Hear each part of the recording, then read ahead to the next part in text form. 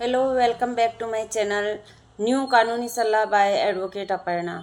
आज हम जो कोयला खान में जो श्रमिक काम करते हैं उनके विषय में बात करेंगे कि उनके अधिकार क्या होते हैं, क्योंकि अधिकार का उल्लंघन होने से ही मुकदमे बनते हैं और नियोक्ता का कर्तव्य होता है कि वह सारे जो अधिकार हैं वह जो भी श्रमिक उसने नियुक्त करे हैं अपनी कोयला खान में उन सबको वह प्रोवाइड करवाए और कोई भी अधिकार का उल्लंघन ना हो।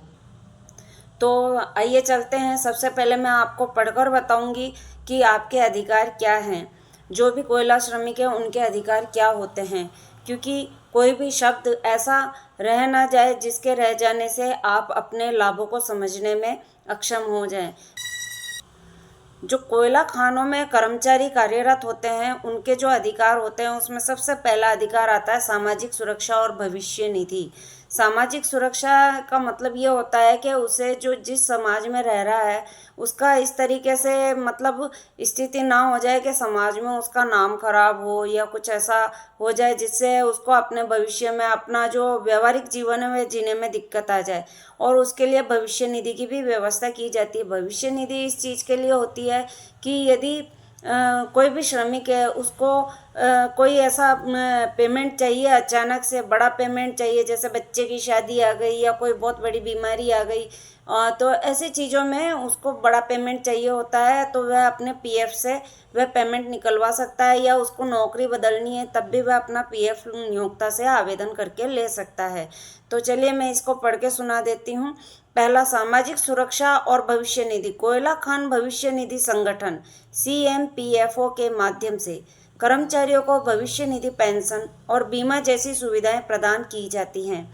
यह संगठन कोयला खान भविष्य निधि और प्रकीर्ण उपबंध अधिनियम 1948 के तहत संचालित होता है। तो आपका जो भविष्य निधि है, पेंशन है या बीमा जैसी जो भी सुविधाएं हैं वह आप लेने के पूरे अधिकारी हैं और आप नियोक्ता से आवेदन कर सकते हैं, क्योंकि सीधा न्यायालय में जाने से अच्छा यह होता है कि पहले हम नियोक्ता से ही बात कर लें। नियोक्ता अगर हमारी बात को सुनता है या वो हमारी बात परिस्थिति को समझ के हमारा सहयोग करता है तो हमारे लिए बहुत अच्छी चीज़ होती है। और अगर वह नहीं मानता है, विवाद की स्थिति आती है, तो हम औद्योगिक विवाद अधिनियम 1948 के तहत जो श्रम न्यायाधिकरण बने हुए हैं उनके अंदर जाकर अर्जी लगा सकते हैं। तो चलिए अब हम दूसरे अधिकार के बारे में बात करते हैं। दूसरा अधिकार होता है कार्यस्थल की सुरक्षा। मतलब जहाँ भी जिस भी खान में जो भी कर्मचारी काम कर रहा है वहाँ पे कुछ ऐसे उपकरण लगाए जाएं नियोक्ता द्वारा कि यदि कोई आपातकालीन कोई स्थिति बन जाए तो उसको तुरंत प्रभाव से निपटाया जा सके, जैसे कि एम्बुलेंस का होना या छोटे मोटे प्राथमिक ऐड होना, वहाँ पर जो प्राथमिक उपचार होते हैं वह मिल जाए। और जैसे आगजनी हो जाए कोयले की खान में तो ऐसी व्यवस्था हो कि वह तुरंत प्रभाव से उस आग को बुझा सके, या कुछ भी ऐसी जो विपरीत परिस्थिति हो उसको नियोक्ता हैंडल करने के लिए वहाँ पर उपकरण लगा करके रखेगा। और अगर वह ऐसा नहीं करता है और इनके चलते कोई जनहानि हो जाती है, किसी श्रमिक की मृत्यु हो जाती है, तो आप इन दावों को निपटाने के लिए श्रम न्यायाधिकरण की शरण ले सकते हैं। तीसरा होता है श्रम अधिकार। श्रम अधिकार के अंदर होता है कर्मचारियों के वेतन, कार्य के घंटे और अन्य श्रम संबंधी अधिकारों की सुरक्षा के लिए श्रम कानून लागू होता है।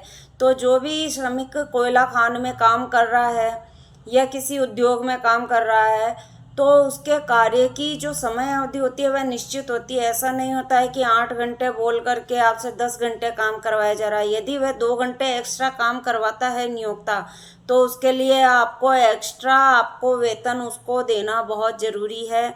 और अगर बिना एक्स्ट्रा वेतन दिए वह आपसे ज़्यादा काम करवाता है, ज़्यादा कार्य अवधि रखता है, तो आप नियोक्ता के विरुद्ध आवेदन श्रम न्यायाधिकरण में कर सकते हैं। इसके अलावा जो आपका वेतन होता है वह भी सरकार की तरफ से एक न्यूनतम वेतन निश्चित किया हुआ होता है।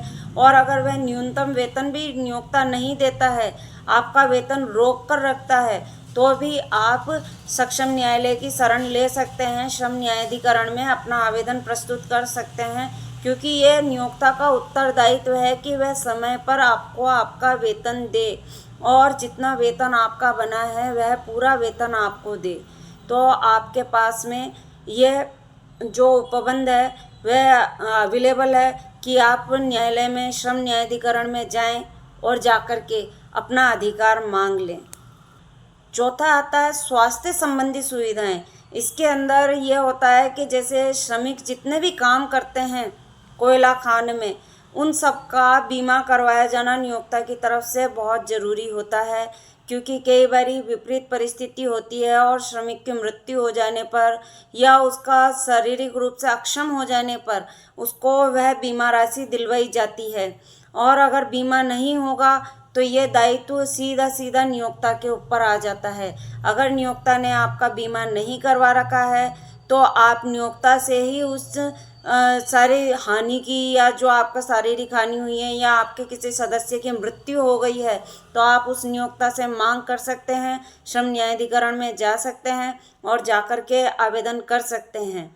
तो सबसे पहली चीज़ ये आती है कि जो स्वास्थ्य संबंधी सुविधाएं होती है उनमें आपका जो परिवार होता है, यानी जो कर्मचारी का परिवार होता है, उसके भी स्वास्थ्य की देखभाल के लिए नियोक्ता को ज़रूरी है कि वह चिकित्सा संबंधी सुविधाएं अपने प्रीमाइसेस में उपलब्ध करवाएं। और अगर वह ऐसा नहीं करता है तो वह एक कार्ड बनवा दे। आप जिस भी सरकारी हॉस्पिटल से जाकर के ये इलाज करवाते हैं उसका वह भुगतान करे। इस तरीके से यह स्वास्थ्य संबंधी सुविधाओं का अधिकार भी श्रमिकों को कानून के अंतर्गत दिया गया है और स्वास्थ्य का ध्यान रखना श्रमिकों के ये नियोक्ता का कर्तव्य है। नियोक्ता का ये दायित्व है कि वह अपने सारे श्रमिकों के स्वास्थ्य का ध्यान रखे। अगर वह ऐसा नहीं करता है और कोई श्रमिक बहुत ज़्यादा रुग्णित हो जाता है उस खान में काम करते करते, या उसको ऐसा कोई छुट्टी भी नहीं देता है और बीमार अवस्था में भी नियोक्ता काम करवाता है, तो इसके लिए भी आप सक्षम न्यायालय में आवेदन कर सकते हैं। पांचवा आता है प्रशिक्षण और कौशल विकास संबंधी अधिकार।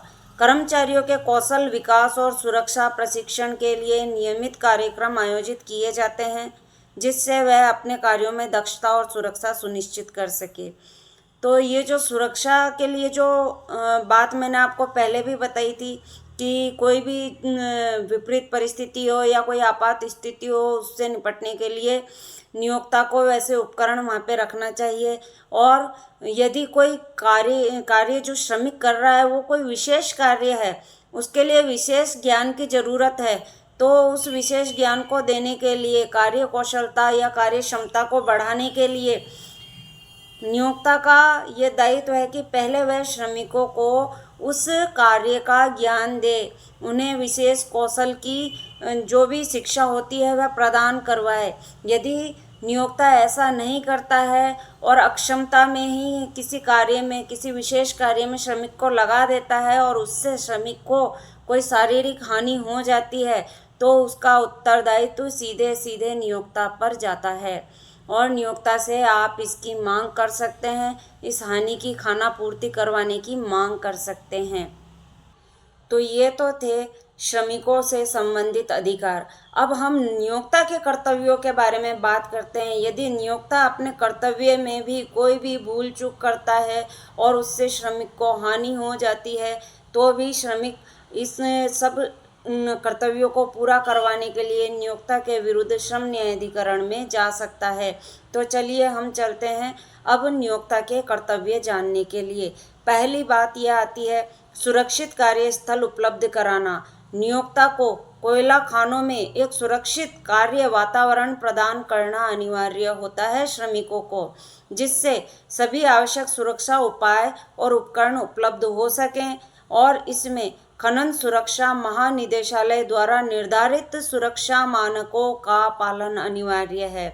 जो DGMS ऑफिस होता है और वह जो सुरक्षा के जो मानक, यानी जो एक स्टैंडर्ड, एक सीमा जो तय करता है सुरक्षा के लिए, श्रमिकों की सुरक्षा के लिए, उन सब पर नियोक्ता को ध्यान दे करके उतने सारे सुरक्षा के जितने भी उसको उपाय करने होते हैं वह बहुत ज़रूरी होते हैं। और उन नियमों के अंदर रहकर उसको वह सुरक्षा के जितने भी मानक है पूरे करने जरूरी हैं। यदि वह ऐसा नहीं करता है तो वह दोषी होगा और आप उसके खिलाफ जाकर कार्यवाही कर सकते हैं।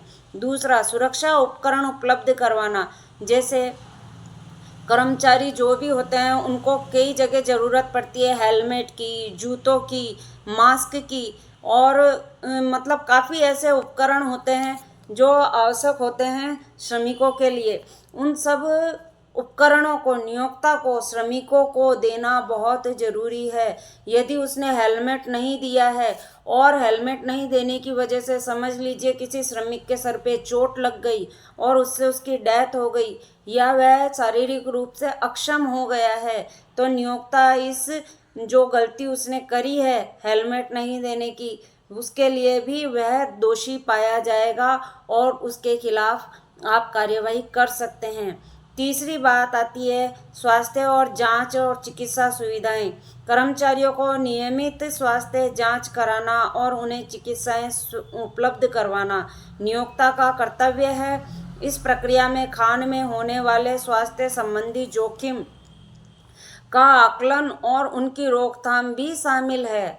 तो आप अपने स्वास्थ्य की जांच और चिकित्सा सुविधाएं लेने के लिए नियोक्ता से बात कर सकते हैं यदि उसने नहीं दे रखी हैं तो, और अगर दे रखी है तो आप अपने स्वास्थ्य की नियमित रूप से जांच करवा सकते हैं।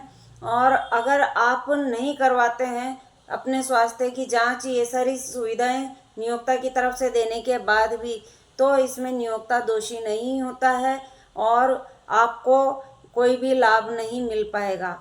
तो ये बहुत ज़रूरी है कि नियोक्ता अपने खनन जो प्रीमाइसेस है उसके अंदर ये चिकित्सा सुविधाएं श्रमिकों के लिए उपलब्ध करवाए। उनके स्वास्थ्य का ध्यान रखना भी नियोक्ता की ही जिम्मेदारी है। प्रशिक्षण और जागरूक कार्यक्रम। जो तकनीकी जो भी काम होते हैं, जो विशेष काम होते हैं खनन में या किसी उद्योग में, उन सब का श्रमिकों को एक विशेष ज्ञान देना, उनको सिखाना, वह सारा काम सिखाकर ही नियोक्ता उनको किसी भी अपने खान में या किसी भी जहाँ भी उसको उनका यूज़ लेना है श्रमिकों का, तभी वह उनको वह काम करवा सकता है। बिना कोई ज्ञान दिए, बिना कोई कौशल सिखाए श्रमिक को नियोक्ता कभी भी किसी भी खान में या किसी उद्योग में नहीं लगा सकता।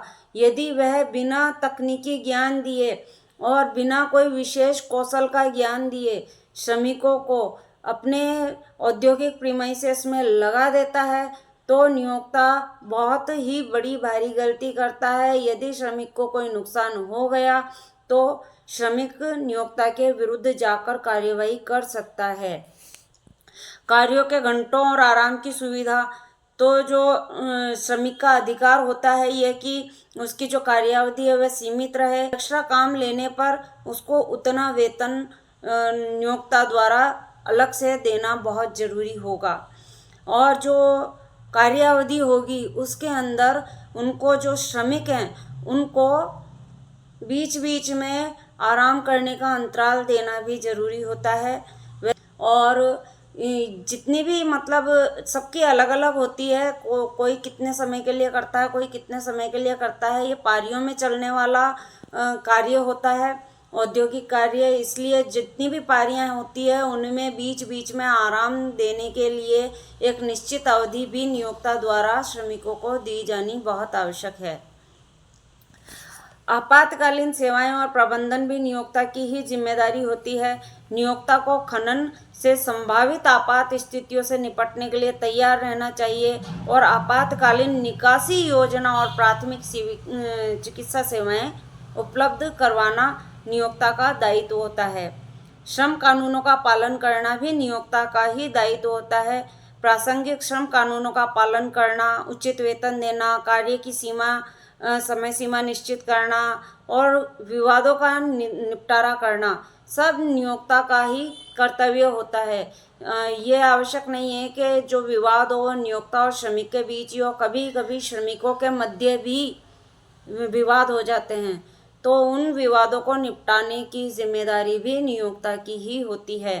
तो ये सब थे अधिकार और कर्तव्य, श्रमिक के अधिकार और नियोक्ता के कर्तव्य। इन कर्तव्यों का पालन न करने पर नियोक्ता के खिलाफ आप कानूनी कार्यवाही कर सकते हैं और कर्मचारियों के अधिकारों और उनकी सुरक्षा की रक्षा के लिए ये कानून बनाया गया है। तो आप इन कानूनों का लाभ ले सकते हैं और इसी तरीके की और जानकारियों के लिए आप मेरे चैनल पर बने रहिए। मैं हूँ एडवोकेट अपर्णा। मेरा जो चैनल है उसका नाम है न्यू कानूनी सलाह बाय एडवोकेट अपर्णा। मैं इस पर कर्मचारियों से संबंधित बहुत सारे वीडियो लाने वाली हूँ, तो इसलिए मैंने ये एक सीरीज़ शुरू करी है। आप मेरे साथ इस चैनल पर बने रहें, मेरे चैनल को लाइक शेयर एंड सब्सक्राइब करें और आप ही की तरह जितने भी श्रमिक लोग हैं उनको मेरा वीडियो शेयर करें ताकि उन्हें भी अपने अधिकार और नियोक्ता के कर्तव्यों का पता चल सके। तो इसी के साथ धन्यवाद। फिर मिलेंगे नेक्स्ट वीडियो में। Bye bye.